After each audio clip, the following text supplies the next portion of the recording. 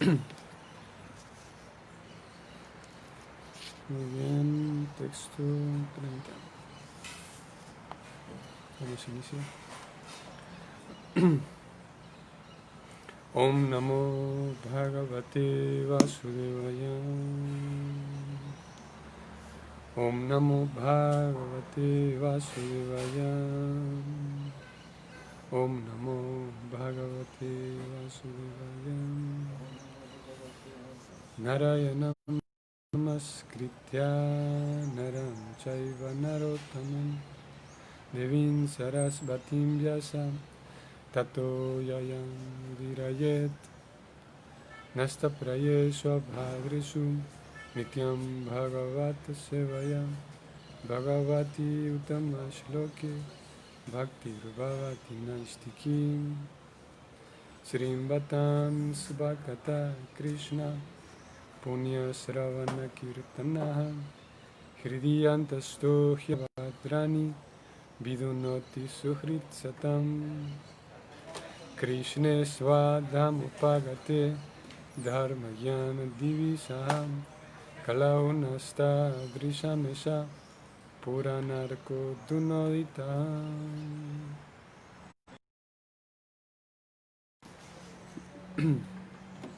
Muy bien.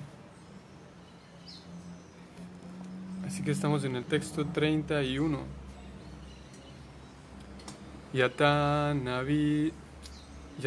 navasi me gaugo renurva partivonile evandrastari drisyatvam aropitam abuddhivi. Yata navasi me gaugo renurva partivonile evandrastari drisyatvam aropitam abuddhivi. Traducción ambos por Srila Prabhupada. Traducción: las nubes y el polvo son transportados por el aire, pero las personas poco inteligentes dicen que el cielo está nublado y que el aire está sucio. De manera similar, ellas también le atribuyen conceptos materiales y corporales al ser espiritual. Las nubes y el polvo son transportados por el aire, pero las personas poco inteligentes dicen que el cielo está nublado y que el aire está sucio. De manera similar, ellas también le atribuyen conceptos materiales y corporales al ser espiritual. Significado: aquí se confirma, además, que con nuestros ojos y sentidos materiales no podemos ver al Señor. Ni siquiera podemos detectar la chispa espiritual que existe dentro del cuerpo material del ser viviente. Nosotros miramos la cobertura externa del cuerpo o la mente sutil del ser viviente, pero no podemos ver la chispa espiritual que está dentro del cuerpo. Así que tenemos que aceptar la presencia del ser viviente en virtud de la presencia de su cuerpo burdo. De igual manera, a aquellos que quieren ver al Señor con sus actuales ojos materiales o con los sentidos materiales, se les aconseja meditar en el gigantesco aspecto externo denominado el Virat Rupa. Por ejemplo, cuando un cierto caballero va en su automóvil, el cual puede ser visto muy fácilmente, identificamos el automóvil con el hombre que va adentro. Cuando el presidente sale en su vehículo particular, decimos, ahí está el presidente. Temporalmente, identificamos el automóvil con el presidente. De igual modo, a los hombres poco inteligentes que quieren ver a Dios cuanto antes, sin la aptitud necesaria para ello, se les muestra primero como la forma del Señor, el gigantesco cosmos material, aunque el Señor está dentro y fuera. El ejemplo de las nubes del cielo y el azul del cielo, puede ayudarnos a entender esto mejor. Aunque el tinte azulado del cielo y el propio cielo son diferentes, creemos que el color del cielo es azul.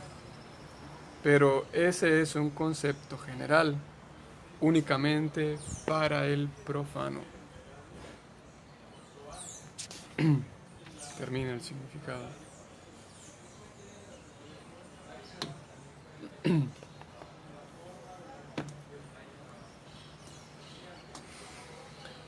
Om Ajnanati Mirandasya Yananyana Salakaya Chaksurun Militan Yana Tasmai Shri Gurave Namah Shri Chaitanya Manovistam Stapitam Yena Bhutale Swayam Rupa Kadamahyam Dadati Swapadantikam.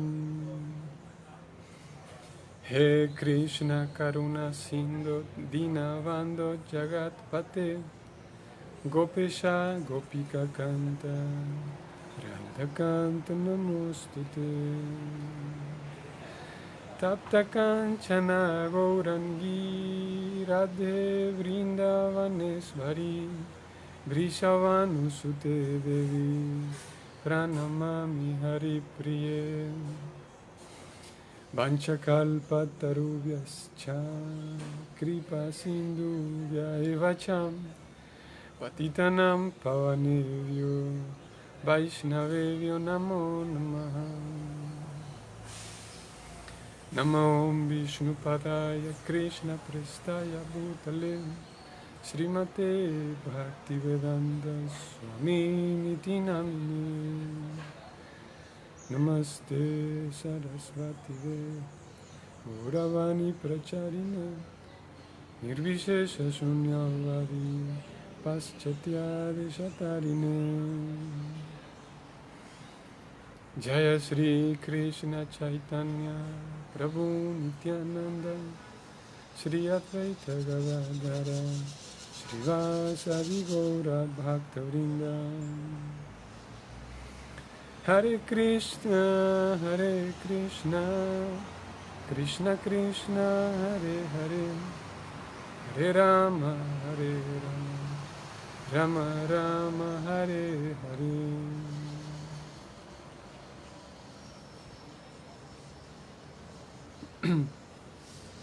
Muy bien. Hare Krishna. Muy buenos días y saludos a todos en sus casas, todos los Vaishnavas y a todos nuestros amigos. Buenos días. Hare Krishna. Así que tenemos texto 31.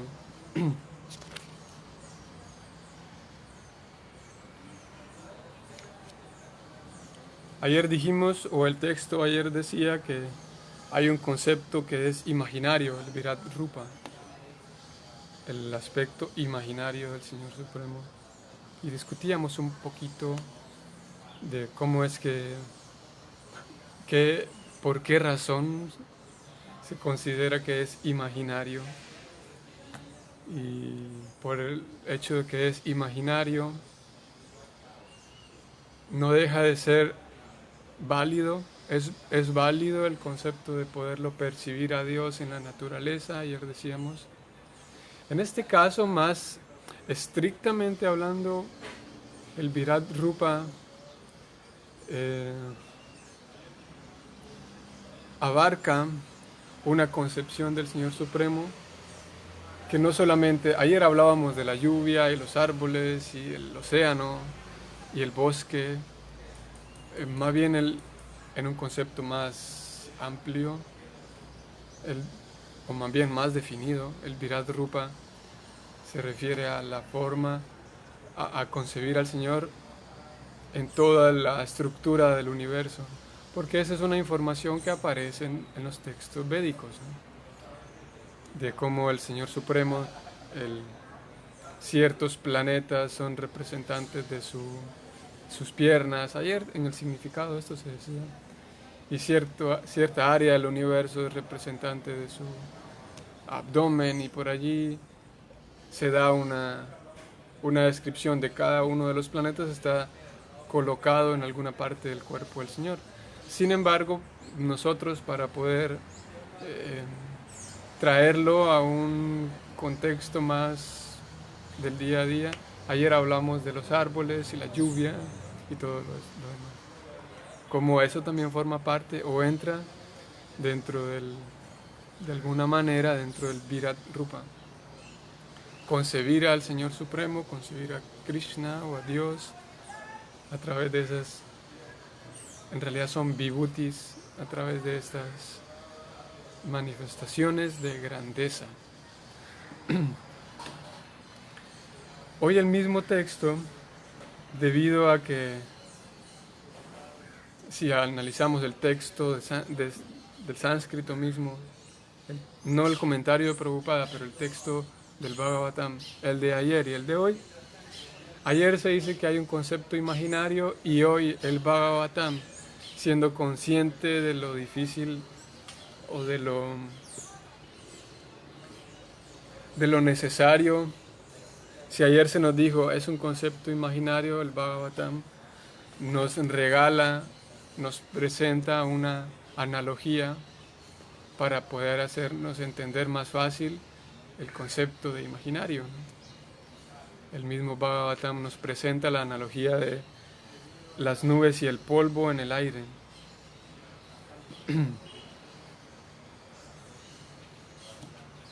Y sí, nosotros ahora mismo está un poco nublado desde aquí donde yo alcanzo a ver, medio despejado por un lado, por el lado de allá, pero está nublado, ¿no? Y es el concepto que aquí se pone. Si uno ve nubes en el cielo, uno podría decir eso. Y no solamente uno podría decir, sino que generalmente se concluye que está nublado. Y si vemos al cielo, concluimos de manera natural que el cielo está nublado. Pero lo cierto es que el cielo no está nublado. Hay algunas, si tomamos en cuenta lo que es en sí el cielo, todo el espacio que abarca desde la superficie de la tierra hasta, no sé cómo se llama esto, pero ¿cómo se llama? Donde termina esa atmósfera, esa cobertura que encierra la tierra. ¿La qué? Esa estratosfera. Entonces el cielo en realidad abarca desde donde están mis pies, desde la tierra, hasta donde golpea todo, donde termina el límite de la tierra. Y el cielo no puede estar nublado.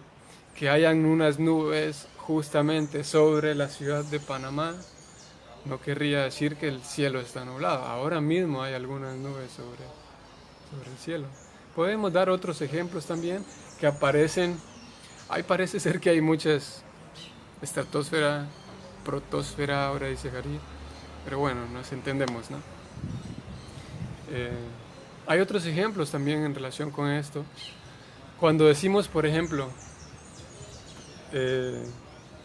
vamos a ver las estrellas, ¿no? Una noche estrellada. Entonces vamos, y si vamos lejos de la ciudad es mejor porque la ciudad tiene tanta luz en la noche que la luz sale hacia el cielo, hacia arriba, y nos impide apreciar bien las estrellas. Así que si vamos a una montaña, digamos, donde no hay luces de la ciudad, las estrellas se pueden ver mejor, ¿no? Y si vamos allí, esperaríamos que no haya luna, ¿no? Porque también cuando no hay luna, las estrellas se ven mejor, ¿no? O se aprecian mejor. Entonces estamos allí y podríamos celebrar, podríamos decir, qué bueno que hoy no hay luna, ¿no?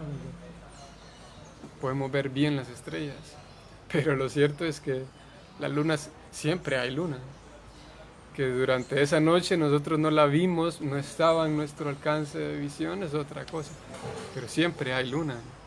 Hoy, siguiendo con la luna, podemos decir, porque hoy la luna está completa, está llena.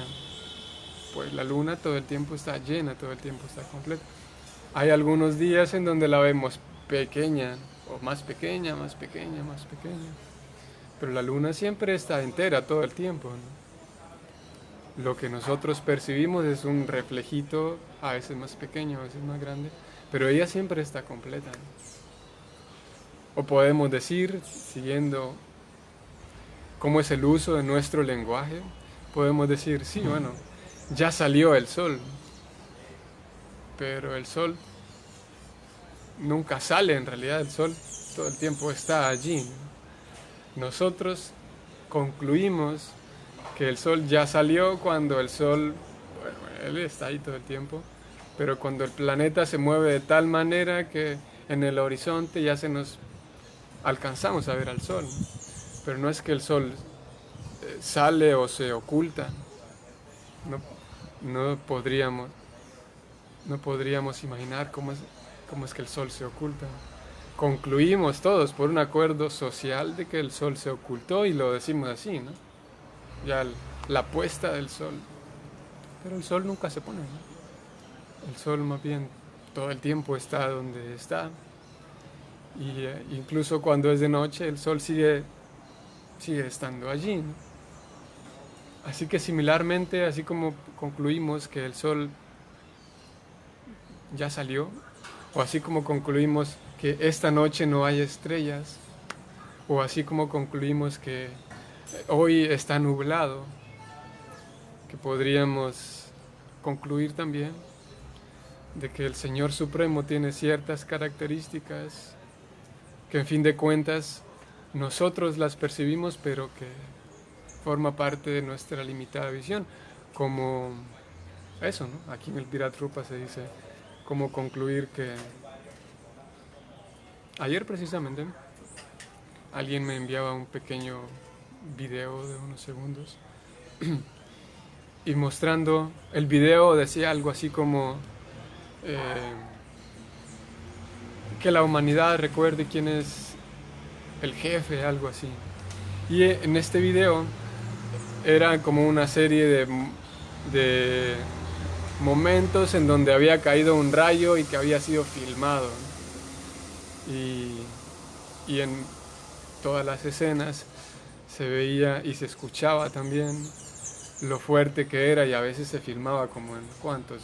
10 metros cercano a donde estaba quien estaba grabando la cámara, y golpeaba con tanta fuerza en uno de las escenas un árbol gigante, literalmente fue partido en dos y cayó sobre una casa y era y creo que todos lo hemos experimentado, aunque no caiga tan cerca el rayo, pero y eso también lo dicen las escrituras, es otro ejemplo de las escrituras. Inmediatamente cuando cae un rayo cerca, es imposible no sentir temor, es imposible no sentirte, es como, ok, si se cae una cuchara en la cocina, pues está bien, nadie se alarma, ¿no? Pero que cae un rayo cerca, al lado de tu ventana, o en la calle donde vives, es algo que nadie puede ignorar, nadie puede pasar por alto, ¿no? Y no es que solamente nadie lo puede pasar por alto, sino que genera ese temor, ¿no?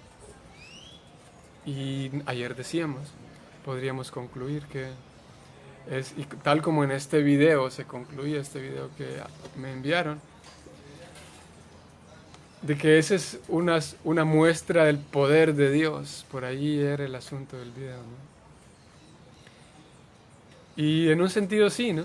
En un sentido sí, pero lo cierto es que ese rayo cayendo que nos genera tanto miedo en realidad no fue enviado por Dios, no fue, si bien es cierto, concluimos filosóficamente y literalmente que ninguna hoja de un árbol se mueve si no es por el deseo de Dios.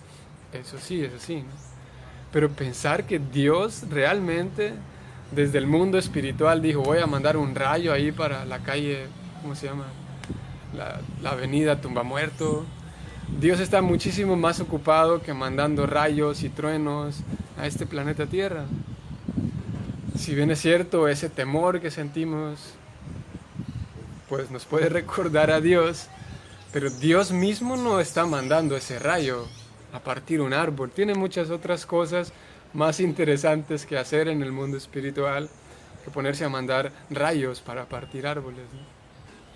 Sin embargo, nosotros podemos concluir que, mira, esa es una muestra del poder de Dios, ¿no? Y ayer hablamos de esto, ¿no? Como en una tormenta también, que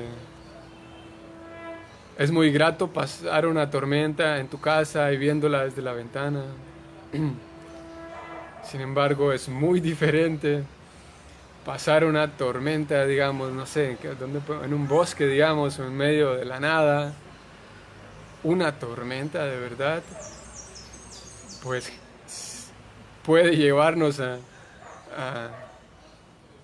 a como experimentar ese mismo miedo, ¿no? Es una tormenta con toda su furia, es pesado. Y nosotros podríamos concluir que esa es una manifestación del poder de Dios. Y de vuelta, Dios tiene otras cosas más importantes que hacer caer una tormenta. Y si lo vemos, generalmente las lluvias abarcan un área, un perímetro corto, relativamente, de unos kilómetros. Y todos sabemos que estuvo lloviendo aquí y hablo con alguien en San Francisco y dice, no, aquí no ha llovido, ¿no? Oye, pero aquí cayó una tormenta que terrible. Sabemos que las lluvias abarcan un espacio reducido, ¿no? Aunque nosotros dentro de la tormenta y viendo la lluvia, parecería que el mundo entero está recibiendo esta lluvia, ¿no? Porque nos envuelve, es como una buena película, ¿no? Que es, mientras hay esa lluvia nos envuelve en ese humor de lluvia, ¿no? Y podría parecer que en toda la ciudad está lloviendo, pero en San Francisco alguien está caminando por allí abajo del sol, como nada, ¿no? Entonces esas manifestaciones podríamos nosotros concluir que es Dios quien mandó este rayo, quien mandó esta tormenta. Y no solamente a las cosas que nos causan temor, también podemos llevar el concepto a algo que nos agrada mucho, ¿no? Como un atardecer, ¿no? Y de hecho las escrituras, cuando se describe esa forma universal y ese concepto panteísta, se dice, por ejemplo, que las aves representan el sentido artístico de Dios. Y es tal cual, así lo dice el Bhagavatam. Y si lo pensamos, las aves, supongo que las mariposas y todos estos entran ahí también. Bueno, no. En teoría, en la taxonomía, las mariposas no entran en la categoría de las aves, ¿no? Pero hay mariposas e insectos que son diseños muy interesantes, muy artísticos, ¿no? Sin embargo, Dios mismo, la suprema verdad absoluta, esa persona, no es que vino personalmente para pintar cada avecita o pintar el atardecer. Si bien es cierto, ellos representan el sentido artístico de Dios, pero el Señor Supremo, Dios mismo, tiene otras cosas más divertidas y más importantes que hacer en el mundo espiritual. Sin embargo, esa representación artística figura allí en las aves, ¿no? Y se vuelca y se despliega sobre las aves según las escrituras, según el Bhagavatam específicamente. Así que no necesariamente esa grandeza de Dios que vemos en la naturaleza no necesariamente es Dios pintando cada avecita o diseñando cada flor, sino el sentido artístico de Dios se manifiesta a través de estos seres vivos, ¿no? Y nosotros podríamos concluir de que este es Dios. Como decíamos, es un concepto imaginario porque no es tal cual así, no es tal cual que Dios mandó ese rayo o que Dios pintó esta avecita.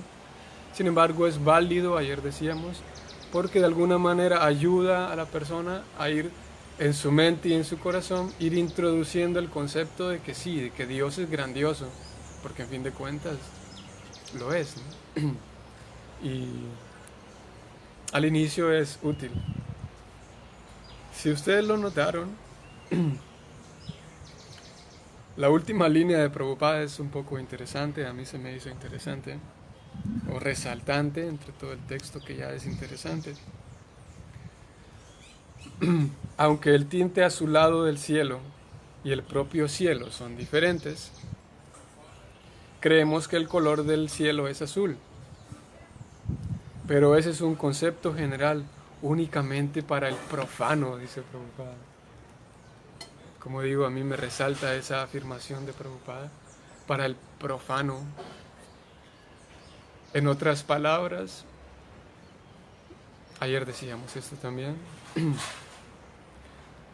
la mente casi todo el tiempo, nuestra mente, demanda y exige experiencias físicas para poder validar algo, para poder concluir que cierta cosa es real, exige experiencias físicas y pruebas físicas para poder validar algo.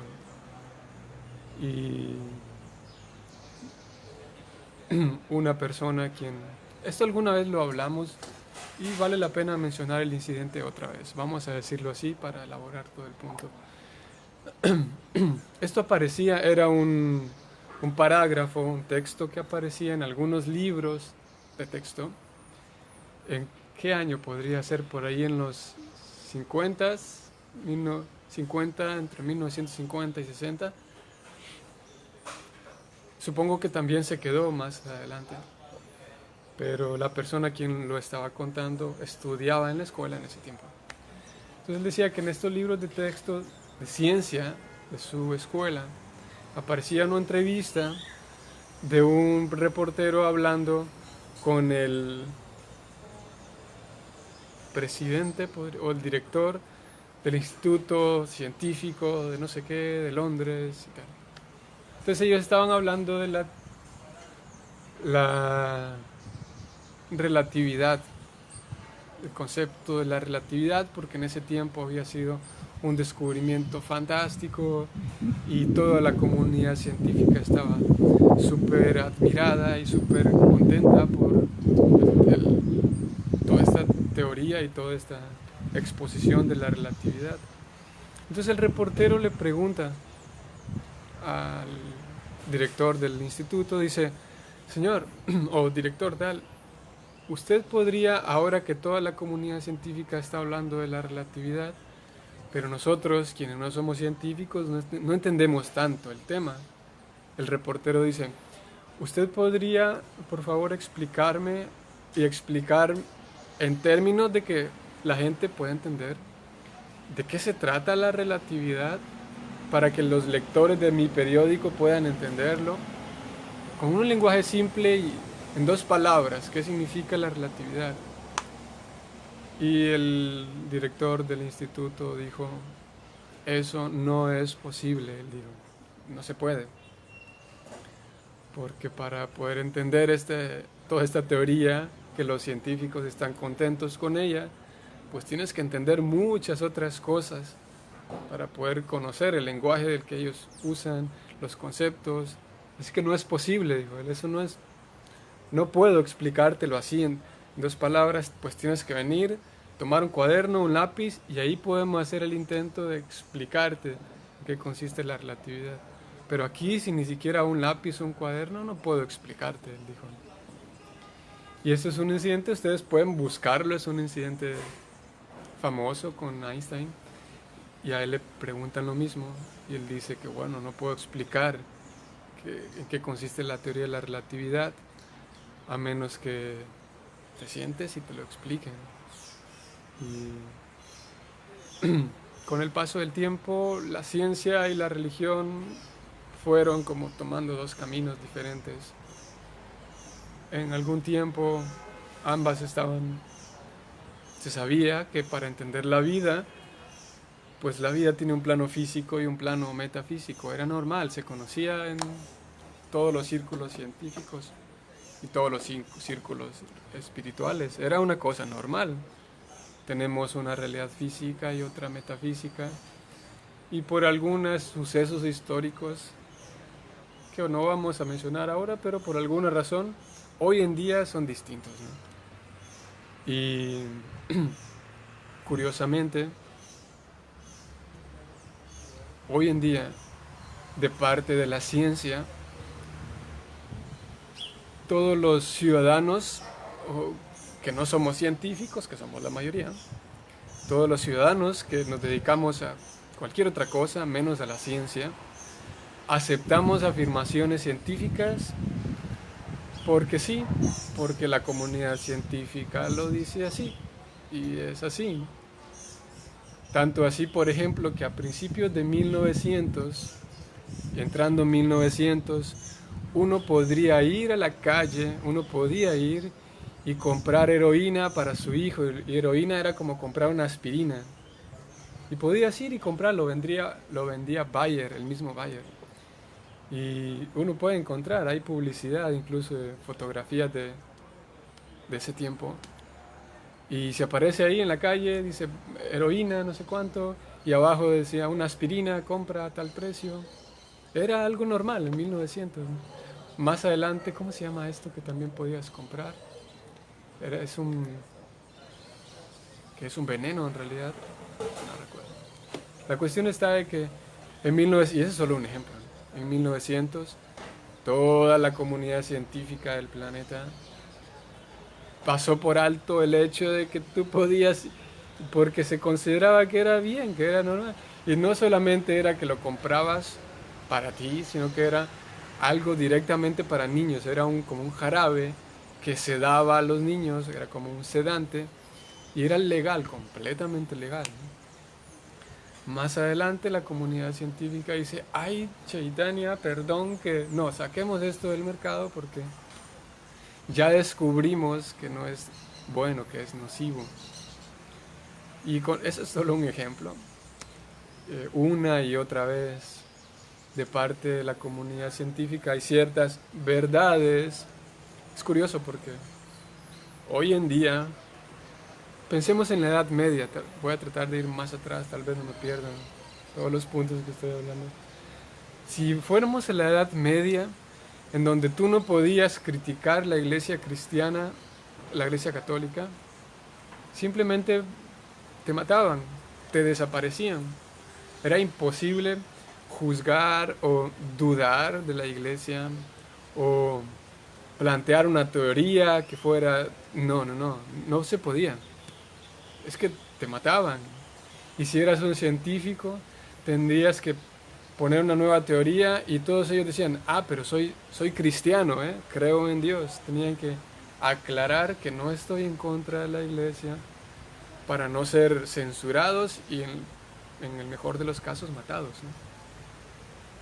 No se podía estar en contra de la iglesia en ese tiempo. Hoy en día es al revés, ¿no? Hoy en día, así como era un tabú estar en contra de la iglesia en la Edad Media, en 1500, hoy en día es al revés. No puedes cuestionar a la ciencia. No se puede, es un tabú. No es posible cuestionar a la ciencia, porque todo el mundo acepta lo que la ciencia dice. Así como se aceptaba en la Edad Media, se aceptaba con ojos cerrados todo lo que la iglesia decía. Y la iglesia dice, bueno, si quieres ir al cielo, ¿cuánto tienes para pagar para tus pecados? Tengo $2,000. Está bien, venga, con $2,000 usted ya está libre. Y comprabas literalmente tu ida al cielo. Se aceptaba cosas absurdas, ¿no? Hoy en día también, pero al revés. Hoy en día las personas normales como nosotros, tal vez nosotros no, pero en general una persona normal acepta todas las afirmaciones de la ciencia como un hecho irrevocable. Y cuestionar la ciencia hoy en día es más como de personas se atreven a cuestionar la ciencia, quienes los activistas tal vez o los revolucionarios, por ahí no se les ve tan bien, no son vistos tan bien, porque hoy esa ciencia es tal cual, lo que diga el periódico si es una afirmación científica, y basta con que yo diga, sí, un grupo de investigadores concluyó que tal cosa, y si agrego eso a mi discurso, lo cual es dentro de los discursos, es una técnica que es muy usada, pero es un poco extraña, de dar validez a algo que yo quiero decir. Basta con que yo diga, sí, un grupo de científicos estudió esto y dijo esto. Y ya esa afirmación tiene más peso, ¿no? Porque nuestro paradigma es que si la ciencia lo respalda, ya está. Y algo curioso, ¿por qué menciono todo esto de la ciencia y la Edad Media y la religión? Es porque hoy en día, y cada vez más, un poco lamentable, pero así es como funciona el asunto. Hoy en día y cada vez más hay el concepto de el ateísmo, ¿cómo sería esta palabra? Ateísmo, no sé si lo académico o el ateísmo académico, digámoslo hasta ahora. Porque si vas a la universidad, todas las pruebas científicas concluyen que Dios no existe. ¿Por qué Dios no existe? Porque la ciencia no lo puede ver. Pero yo digo, no, mira ese rayo que cayó, mira este video, cómo... No, pero un rayo nada más es actividad eléctrica dentro de una nube porque hay mucha agua, no tiene ninguna explicación espiritual, dice la ciencia. Entonces la ciencia intenta buscar a Dios por todos lados y cuando la ciencia se da cuenta de que no hay Dios por todos lados, la ciencia dice no hay Dios. Ok, entonces quienes van a la universidad después de ver todas las pruebas científicas dicen sí, no hay Dios, es cierto, porque hoy en día todo lo que diga la ciencia es aceptado. Tal vez y por sucesos que van ocurriendo, hoy estamos en 2020 y hay un grupo, siempre hay, no es tanto como en la Edad Media de que si te mataba la iglesia si ibas en contra, hoy no es tanto que la ciencia te mata, aunque si queremos meternos en el tema, sabemos de tantas personas, por ejemplo, y casos uno y otra vez de personas quienes defienden, no sé, los ríos y personas activistas a favor de los ríos en tal lugar y de repente mueren tales activistas. Si nos queremos meter en ese tema que es un poco político y no vamos a hacerlo, pero hay de alguna forma ciertas estrategias, ¿no? de parte de la ciencia, podemos decir, para desaparecer personas, así como en la Edad Media se desaparecían personas. Pero lo que quiero decir es que hay un grupo creciente de personas que piensan y se dan cuenta de que no es posible que solamente porque no se puede en un laboratorio ver que Dios existe, no puedo concluir que Dios no existe, porque no cabe en el laboratorio. Lo cierto es que todos tenemos experiencia, como el mantra decía, el verso de hoy. Todos sabemos que detrás del cuerpo, detrás de todo esto que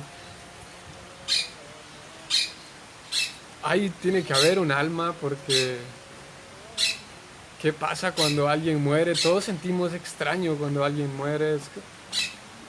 Y ese es el tema básico de conciencia de Krishna, no somos el cuerpo. Sabemos y solo basta pensarlo un momento, analizarlo. Simplemente no es lógico que seamos los cuerpos. En realidad el alma es lo que hace agradable compartir con una persona. Sin embargo, como haciendo la comparación hoy con la ciencia, hay esa tendencia a que respaldar el materialismo, respaldar el ateísmo con la ciencia. Y como está respaldado, pues entonces es cool, ¿no? Es bien aceptado ser ateo basado en la ciencia, basado en que la ciencia no puede demostrar a Dios, ¿no?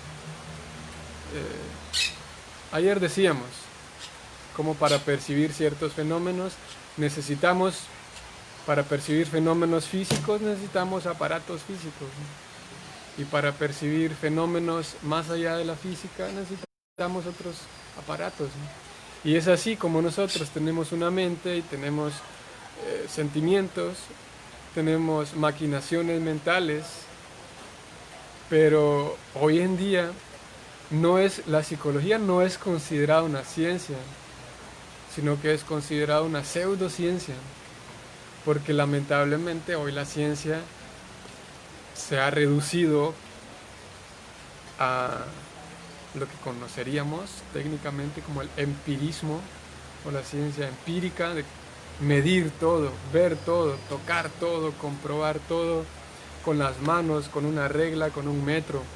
Y es un poco infantil, ¿no? Porque, o no infantil, pero no, es como muy reducido, es un concepto demasiado reducido de la ciencia. Hoy en día llamamos ciencia a lo que es medible con una regla, con un metro, con un termómetro, y llamamos saludable, por ejemplo, no sé en otros países, pero yo ayer salí a comprar algo y a la farmacia donde fui me ponen es como una pistola, ¿no? Que te apuntan ahí para medir si estás saludable. O sea que si estás saludable es a través de un aparato, un termómetro. Ahora, si voy con un psicólogo, por ejemplo, y el psicólogo dice, no estás saludable, la afirmación del termómetro y la afirmación del psicólogo es más pesada, es más válida la afirmación del termómetro, confiamos más en él, porque la psicología es tomado como una pseudociencia. Si bien es cierto, la psicología abarca una parte importante de la vida humana, que es la psicología, ¿no? Las actividades psíquicas, las actividades mentales, emocionales, ¿no? Todos sabemos que cuando estoy triste, me puedo ver la mejor película que quiera, puedo comerme un helado, puedo hacer arreglos y ajustes físicos, pero cuando estoy triste, nada más vale con darle un abrazo a alguien. ¿Por qué razón uno se siente feliz, se siente reconfortado con darle un abrazo a alguien? Porque cuando siento el calor, ¿por qué no le doy un abrazo a ese tubo que está ahí? No me siento igual, no es porque lo que estoy experimentando es la compañía de otro alma, de otra persona. No puedo solamente ir a darle un abrazo a una piedra y ya se me va a acabar, o una columna, o una viga, no sé si, una columna. No se puede, ¿no? Todos sabemos que no se puede. Es porque el ser es algo válido, es algo real, ¿no? Pero aquellas disciplinas, aquellas ramas de conocimiento que estudian cosas un poco más sutiles como la filosofía, la psicología y la ciencia espiritual, hoy en día son vistas como pseudociencia, porque ¿quién tiene el micrófono? Así como cuando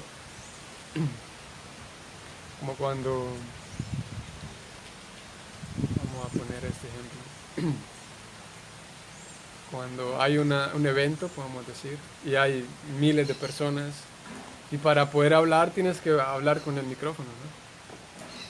Entonces a veces pasa que alguien quiere opinar, alguien quiere dar una opinión, y el moderador entonces lo presenta, dice, aquí viene el señor tal, aquí viene Dira, y va a decir unas palabras, ¿no? Y le pasa el micrófono a Dira, que iba a decir dos cosas, algo de 1 minuto, pero como Dira no puede controlar la lengua, se le pasan los 2 minutos, 5 minutos, 10 minutos hablando y hablando y hablando, y el moderador no haya como quitarle el micrófono, y ya lleva 10 minutos.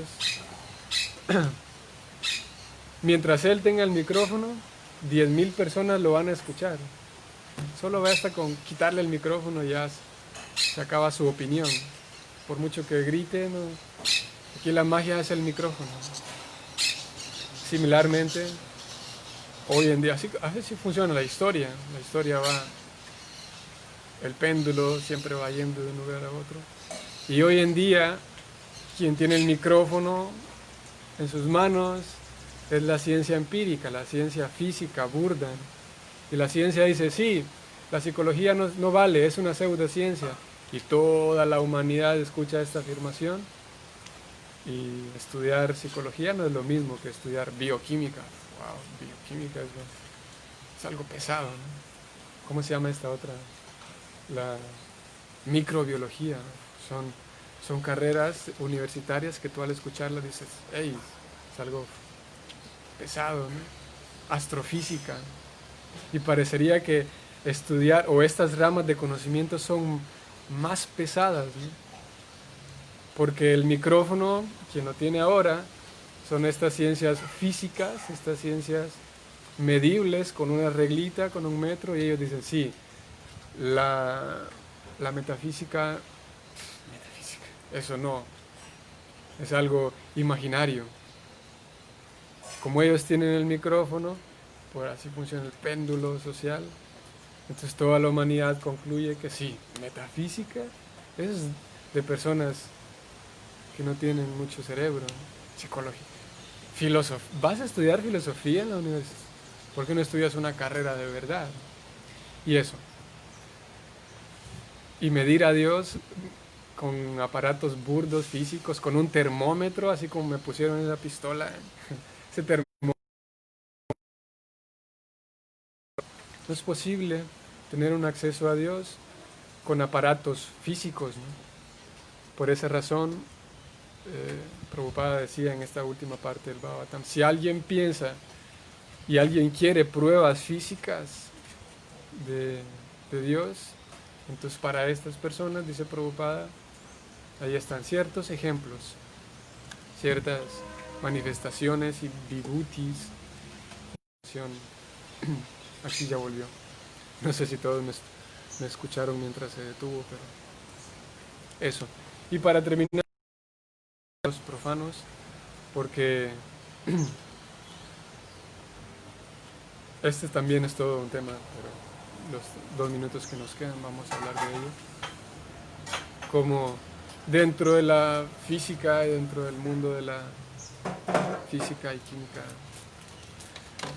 por ejemplo, se dice, en su cabeza, en su cerebro, ocurre algo llamado la sinapsis, que es la conexión entre las diferentes neuronas.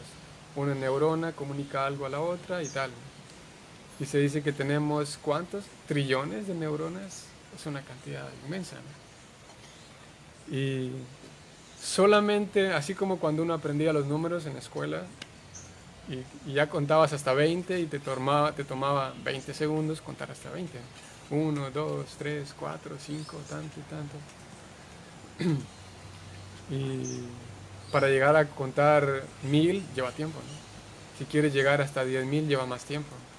Si quieres llegar hasta 1.000.000, eso creo que es, no sé si, bueno, como hoy en día hay tantas cosas, posiblemente el récord Guinness haya alguien quien dijo, yo me voy a sentar aquí a contar hasta 1.000.000. Puede ser, ¿no? ¿Cuánto tiempo llevaría contar hasta 1.000.000?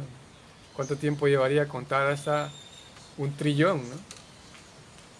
Sería algo demasiado difícil, ¿no? Así que podríamos preguntarle a un experto, mi querido señor doctor, ¿usted contó las trillones de neuronas que hay en la cabeza de alguien? Y él nos diría, no, no hace falta contarlas porque para eso existe una ecuación. Ah, ok, está bien. No se puede contarlas, pero todas las aceptamos como una afirmación. Y sabemos que en el cuerpo hay trillones de, ¿cómo se llaman estas? De células también, ¿no? Y cromosomas y todo lo demás. Pero nosotros nunca hemos visto las neuronas en nuestra cabeza, pero sabemos que están allí, ¿no? Y damos por sentado que existen esos trillones porque la comunidad científica lo afirma así, ¿no? A pesar de que nadie se ha tomado la molestia de contar esos trillones de células, ¿no? Y ¿cómo se llama? De neuronas. Similarmente, cuando afirmamos algo, por ejemplo, como en los libros, que el universo material, el primer ser viviente del universo material se llama Brahma, y él crea los universos de esta forma. Y afuera del universo, en realidad cada universo está flotando en el agua del océano causal. Alguien podría decirnos, ¿y usted vio todo eso? Y nosotros le diríamos con mucho gusto, no, mi querido amigo, yo no lo vi, no hace falta verlo. Nuestro aparato para medir eso, nuestra ecuación se llama param. Es lo mismo. Es un poquito, se conoce como falta de integridad académica o como hipocresía académica, que de parte de la comunidad científica se exige que Dios, si yo no lo puedo ver a Dios, entonces no existe. Si yo no puedo verlo, no existe. Si yo no lo puedo tocar, no existe. Es como una falta de integridad en el sentido de que hay muchas afirmaciones físicas y científicas que simplemente no se pueden ver, no se pueden comprobar, pero sí se aceptan. Y Prabhupada pone en esta categoría como en los profanos, de que exigen. Por supuesto, no todos los científicos son así, no todas las personas de ciencia son así, ya sabemos que no, pero hay una tendencia muy grande, o hay una cantidad muy grande de personas con esa forma de pensamiento dentro de la comunidad científica.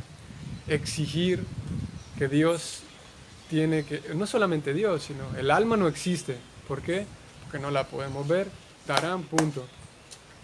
Y como esta persona tiene el micrófono, se adueñó del micrófono, pues toda la humanidad dice, uy, es cierto.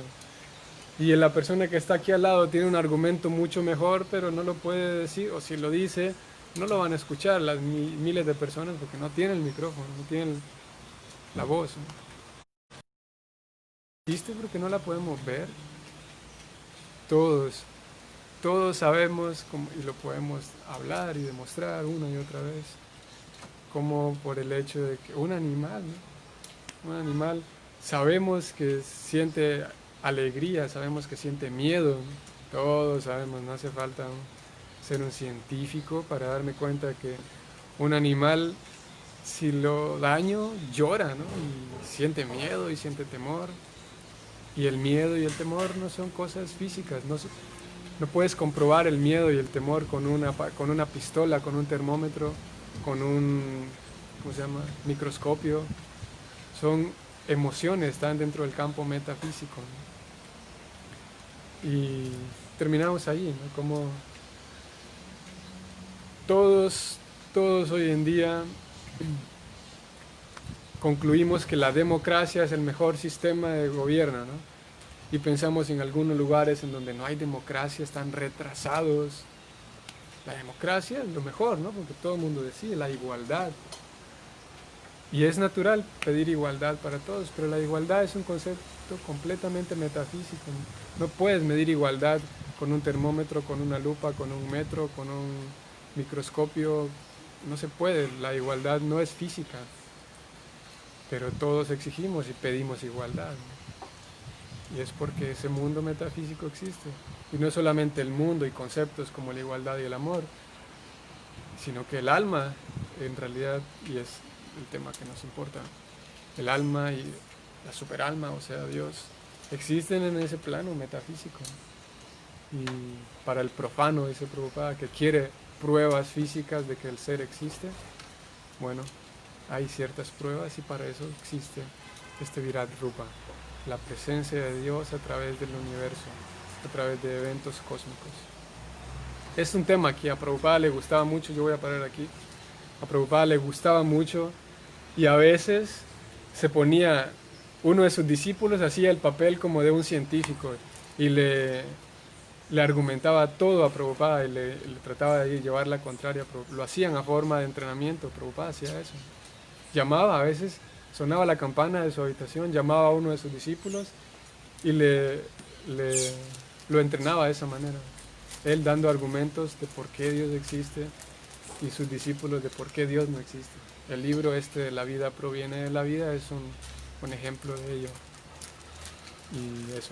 Y él, Prabhupada, daba tanto dinero a que se abriera lo que hoy en día se conoce como el Instituto Bhaktivedanta. No, sí, Bhaktivedanta Institute.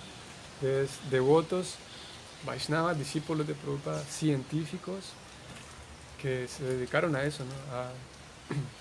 A ver cómo, a demostrar dentro de la comunidad científica cómo no puedes escapar el hecho de que Dios existe, aunque tengas aparatos y tengas el micrófono en la mano, no se puede escapar al hecho de que el ser y el super ser, el alma, la superalma son hechos reales, son hechos científicos, ¿no? Vamos a parar ahí porque así damos un minuto a ver si hay alguien que tiene comentarios.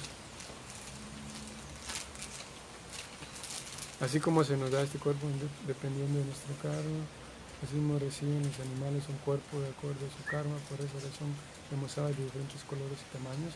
Sí, así mismo tenemos diferentes cuerpos de acuerdo a diferentes karmas, ¿no? Y sí, de acuerdo al karma, de acuerdo a los diferentes cuerpos están dados para una diferente cantidad de disfrute, en realidad esto es todo. Hay diferentes cuerpos que tienen una capacidad de disfrute mayor y quienes merecen entran a ese cuerpo para disfrutar de otras cosas, a pesar de que aquí hay un pájaro al lado nuestro y él tiene un cuerpo físico y yo también, pero el pájaro no puede disfrutar, por ejemplo, de una composición de Mozart, por ejemplo, o un libro, no puede ir y leer Don Quijote, a pesar de que tiene ojos y tiene oídos también, pero y a pesar de que yo lo puedo poner ahí al lado de Mozart y puede recibir un cierto agrado, pero de acuerdo a los diferentes cuerpos uno recibe la mayor cantidad de disfrute. Y por esa razón se nos dice, teniendo la inteligencia humana, apliquémosla para encontrar la mayor cantidad de disfrute accesible, que se llama Ananda. Y no hay otra fuente mejor de disfrute que la fuente espiritual. Si la Prabhupada hablaba del aporte del servicio espiritual a la sociedad, sí, realmente es fascinante. En alguna ocasión vi una foto de una gran practicante de yoga abrazando un árbol y entendí que en esa actividad, no sé si sea trascendental, en la cual se pretende llevar a cabo un intercambio de energía favorable para ambos. Sí, esto entra dentro del Virat Rupa, el contacto con estos seres vivos también, claro que sí, es válido. Pero el positivismo es aplicable también en el yoga y la subjetividad, ¿cierto? El positivismo es aplicable también en el yoga y la subjetividad individual también. Sí, el positivismo es aplicable, claro, así como es aplicable el Madre Hare Krishna. Siempre me olvido de su madre.